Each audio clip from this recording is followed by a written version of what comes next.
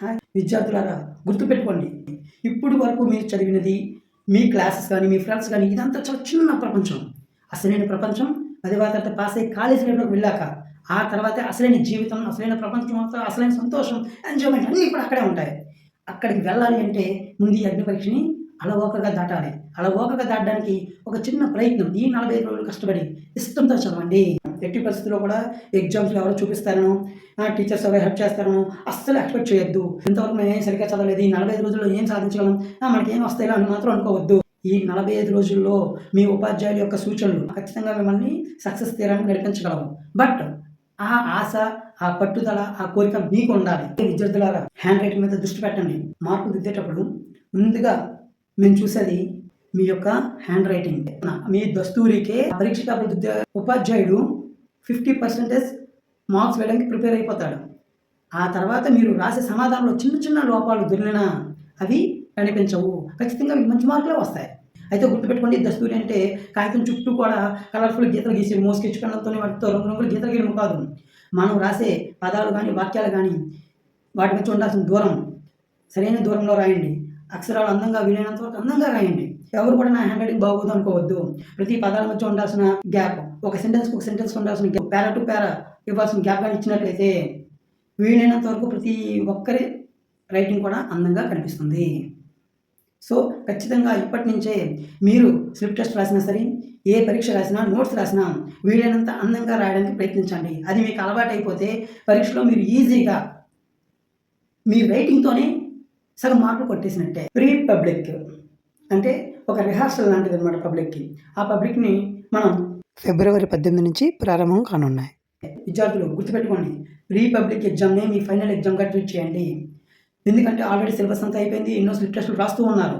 Pre public వచ్చింది అంటే మీరు పబ్లిక్ అని ఫిక్స్ అవ్వండి. దాన్ని ఒక పబ్లిక్ లాగే ట్రీట్ చేయండి. అలాగే ప్రిపేర్ అవ్వండి, అలాగే నిజాయితీతో రాయండి. మీకు నిజాయితీతో రాస్తే మీకు ఎన్ని మార్క్స్ వచ్చాయో పబ్లిక్లో అంతకంట అట్లీస్ట్ 10 to 15% ఎక్కువ మార్కులు వచ్చే అవకాశం మీకు ఉంటుంది. అలా రాసినప్పుడు మాత్రమే మీలో ఇంకా మీకు తెలియని, లేకపోతే మీ ఉపాధ్యాయులు గుర్తుపెట్టలేని చిన్న చిన్న మిస్టేక్స్ కానీ ఉంటే రికగ్నైజ్ చేయడానికి అవకాశం ఉంటుంది. సో పబ్లిక్ పరీక్షలు మార్చి 16 కాదు, ఫిబ్రవరి 16 అని మెంటల్గా ఫిక్స్ అయిపోండి. దానికే ప్రిపేర్ అయిపోండి. మళ్ళీ ఇంకో ఛాన్స్ వస్తుంది అనుకోకండి. ఆ పరీక్షల్లో మనం పాస్ అయిపోవాలి. ఆ పరీక్షల్లోనే మనం ద బెస్ట్ స్కోర్ తీసుకురావాలి. Main subjects maths, science, social out of వచ్చేయాలంతే. రావడానికి ఏ గ్రేడ్ విద్యార్థులు ఎంత ప్రయత్నిస్తారో అంత చేయండి. ఎవరైతే బి గ్రేడ్ విద్యార్థులు ఉంటారో మీరు ఏ గ్రేడ్ స్థాయిలో అందుకోవడానికి ఎంత అవకాశం ఉంటే అంత ప్రయత్నం చేయండి. ఒకటి మాత్రం పక్కా, మీరు అనుకుంటే 45 డేస్లో ఏదైనా సాధించగలరు. ఒక్కసారి చిన్న లాజిక్ వినండి.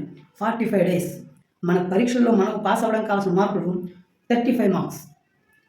ఒక రోజుకి ప్రతి సబ్జెక్ట్ నుంచి ఒక్క మార్కుని సంపాదించగలిగేలా చదివినా మనకు 45 రోజుల్లో 45 మార్కులు వచ్చి తీరుతాయి.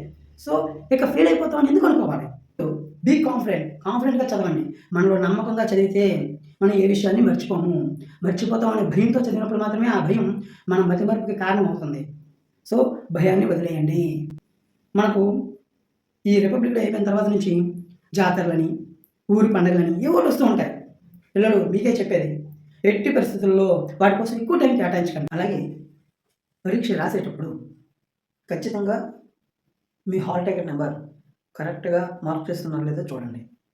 Very important. చాలామంది బబ్లింగ్ చేసేటప్పుడు కానీ, హాల్ టికెట్ నెంబర్ ఎంటర్ చేసేటప్పుడు కానీ, అలాగే పరీక్ష పేపర్ కోడ్ రాసేటప్పుడు కానీ చాలా శ్రద్ధ తీసుకుని రాయడం మంచిది.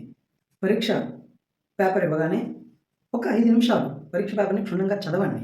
అందులో మీకు బాగా వచ్చిన అంశాలు ఏవేవి ఉన్నాయి, కొంతవరకు వచ్చిన అంశాలు ఏవి ఉన్నాయి, రాని అంశాలు ఏమున్నాయి ఒకసారి పరిశీలించండి. పరిశీలించాక ఏ ప్రశ్నలు మీరు ఆన్సర్ చేస్తే 5కి 5, 4కి 4, 8కి 8 మార్కులు పడేలా ఉన్నాయో బాగా వచ్చిన ఆ ప్రశ్నలకి ముందుగా సమాధానం రాయండి. నీట్గా దస్తూరిగా రాయండి. అలా రాసినప్పుడు ఏమవుతుందంటే పరీక్ష పేపర్ దిద్దే సమయంలో వచ్చిన సమాధానం చాలా చక్కగా రాశారనే ఒక మంచి అభిప్రాయం ఏర్పడి తర్వాత వెనక రాసే కొంచెం పూర్తిగా రాయని ప్రశ్నలకు కూడా పూర్తి మార్కులు పడే అవకాశం ఉంటుంది. చాయిస్తో ఉన్న ప్రశ్నలు అంటే అదనపు ప్రశ్నలు ఏవైతే ఉంటాయో లైన్ గీసి ఆ తర్వాత ఎడిషనల్ క్వశ్చన్స్ అని చెప్పేసి అక్కడ స్టార్ట్ చేసి రాయండి. అలాగే ఏదైనా రాసిన తర్వాత మధ్యలో తప్పులు వచ్చాయనుకోండి, జస్ట్ ఇలా ఇంటూ పెట్టి క్రాస్ చేసేసి ఇట్స్ క్రాస్డ్ బై మీ అని రాసి ఉంచేయండి. అంతేగాని ఇలా దుద్దీయడము, చేయకండి. దానివల్ల ఏంటంటే మన రాసే పరీక్ష ఆన్సర్ షీట్ అనేది ఆక్వర్డ్‌గా కనిపిస్తుంది. పరీక్ష రాసేటప్పుడు సమాధానం ఏ ప్రశ్నకు రాస్తున్నామో ఆ క్వెషన్ నంబర్ అనేది బాగా కనిపించేలాగా నీట్‌గా వేయండి. సుమారు మనకిచ్చే పేపర్‌లో ఒక షీట్‌లో చూసుకుంటే సుమారు మనము 15 లైన్‌ల వరకు రాయొచ్చు. అలాగే ఒక లైన్‌కి సుమారు 4-5 పదాల వరకు రాస్తే చూడడానికి అందంగా ఉంటుంది. ఓకే పిల్లలు, ఈ విషయాలన్నీ గుర్తుంచుకొని హెల్తీగా ఉండండి. హెల్తీ మైండ్ సెట్‌తో చదువుకోండి. మంచి మార్కులు తెచ్చుకొని మంచి భవిష్యత్తు కోసం ముందడుగు వేయండి. ఆల్ ది బెస్ట్ పిల్లలు.